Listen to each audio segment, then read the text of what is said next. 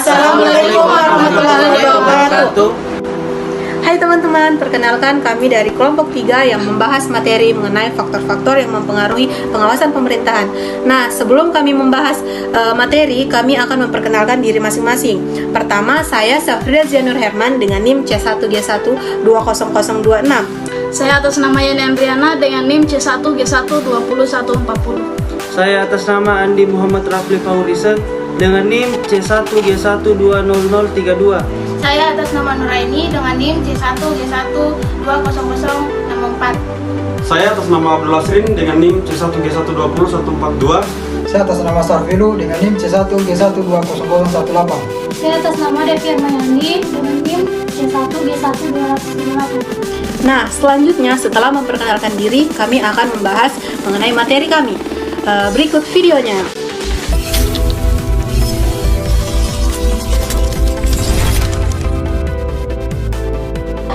Baik, di sini saya akan memaparkan materi yang pertama, yaitu ada 4 faktor yang dikemukakan oleh Winardi pada tahun 2006 mengenai faktor yang mempengaruhi pengawasan pemerintahan. Nah, yang pertama itu adalah kesamaan fungsi ruang lingkup pengawasan pemerintahan. Kemudian faktor yang kedua yaitu kompleksitas fungsi ruang lingkup pemerintahan, yang dimana dalam hal ini ruang lingkup pengawasan pemerintahan itu harus lebih kecil bagi pihak bawahan yang melaksanakan tugas dan fungsi mereka. Kemudian itu untuk faktor yang ketiga yaitu koordinasi yang diperlukan antara fungsi yang disupervisi. Kemudian ada faktor yang keempat yaitu perencanaan bagi fungsi yang disupervisi. Kemudian ada pula faktor yang mempengaruhi pengawasan pemerintahan menurut Mulyadi pada tahun 2007.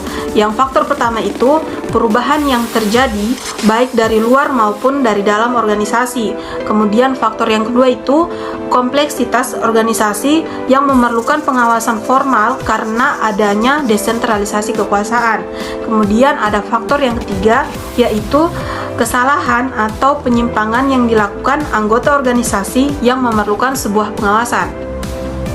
Kemudian saya akan sedikit menjelaskan pengertian mengenai pengawasan efektif.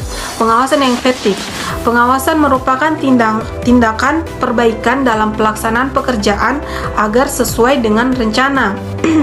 Kemudian, adapun alasan pengawasan menjadi sangat penting dalam suatu organisasi, yaitu alasan yang pertama, adanya perubahan di lingkungan organisasi. Kemudian yang kedua, yaitu adanya organisasi menjadi semakin kompleks. Kemudian yang ketiga, timbulnya kesalahan-kesalahan dalam bekerja. Kemudian alasan yang keempat dan yang terakhir yaitu kebutuhan manajer untuk mendelegasikan wewenang.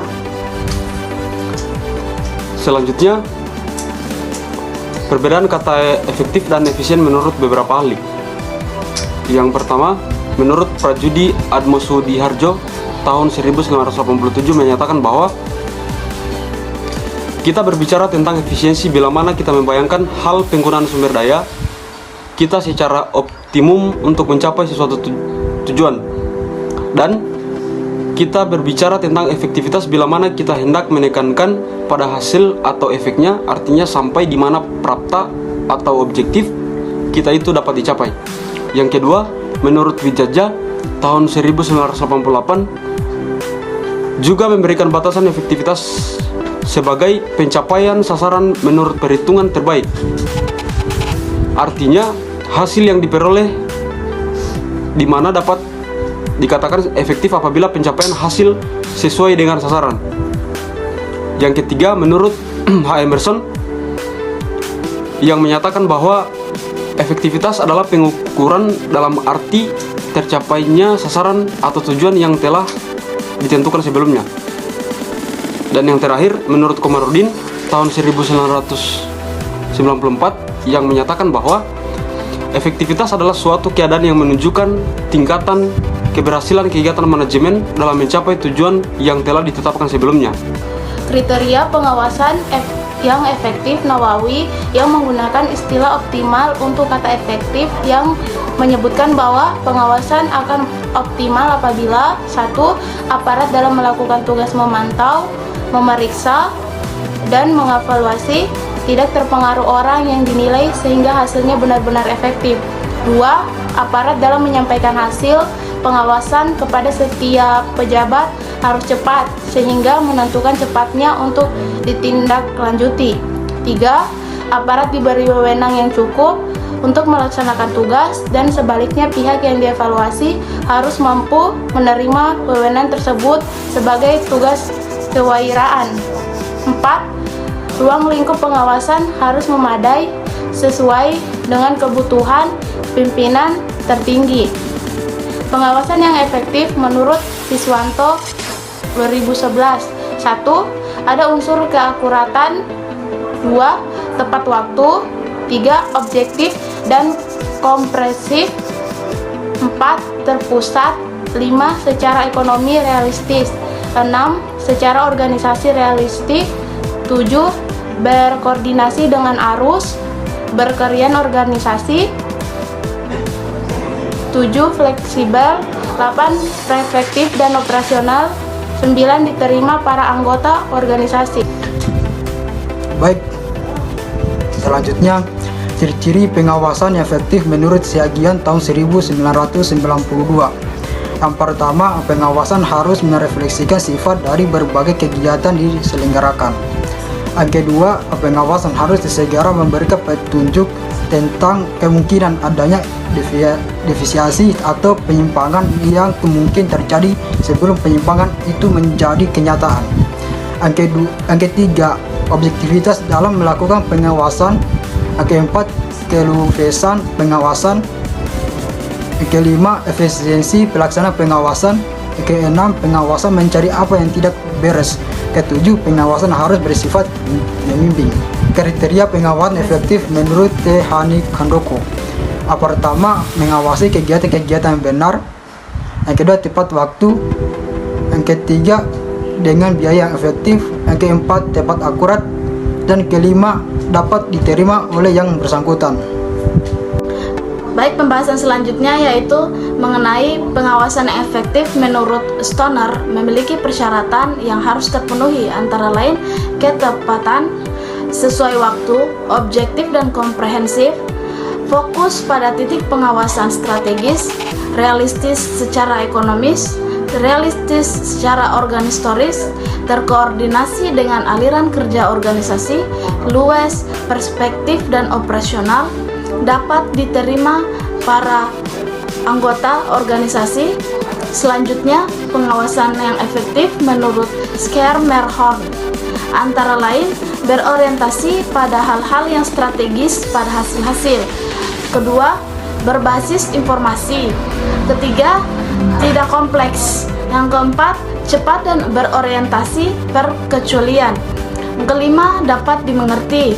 Selanjutnya, luas.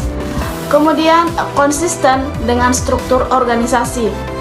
Kemudian, selanjutnya dirancang untuk mengakomodasi pengawasan diri. Selanjutnya, positif, mengarah pada perkembangan, perubahan, dan perbaikan. Yang terakhir, jujur dan objektif. Baik, metode pengawasan meliputi yang pertama metode kualitatif. Metode kualitatif memiliki beberapa bagian, yaitu sistem penilaian kinerja, sistem pembayaran dan imbalan, sistem MBO atau manajemen berdasar tujuan, sistem karyawan dan kedisiplinan, sistem pengawasan berdasar anggaran, dan sistem informasi manajemen. Sedangkan metode kuantitatif yaitu pengawasan langsung, pengawasan tidak langsung, pengawasan formal, pengawasan informal, dan pengawasan administrasi. Selanjutnya, manajemen by objektif dalam kurung MBO. Manajemen by objektif adalah proses penentuan tujuan bersama antara penyedia dan bawahan. Manajemen by objektif mencakup persetujuan formal antara penyedia dan bawahan. Bertalian dengan yang pertama, tujuan kinerja bawahan untuk suatu periode tertentu. Yang kedua, rencana pencapaian tujuan. Yang ketiga, standar untuk mengukur apabila tujuan telah dicapai. Dan yang keempat, prosedur meninjau ulang hasil-hasil. Berikutnya, urutan yang ditempuh dalam MBO. Yang pertama, para anggota menyusun tujuan kinerja. Yang kedua, tujuan diusulkan pada penyedia. Yang ketiga, penyedia dan bawahan bertemu secara periodik. Yang keempat, pada akhir tahun para anggota menyerahkan laporan kinerja. Yang kelima, penilaian diri atau pengawasan diri ini dibicarakan dengan penyedia. Dan yang terakhir adalah tujuan yang baru ditetapkan untuk tahun yang akan datang dan baru MBO mulai. Itulah hasil materi mengenai faktor-faktor yang mempengaruhi pengawasan pemerintahan. Semoga bermanfaat bagi teman-teman. Lebih dan kurangnya mohon dimaafkan. Kami tutup dengan ucapan Billahi taufiq wal hidayah. Wassalamualaikum warahmatullahi wabarakatuh. See you.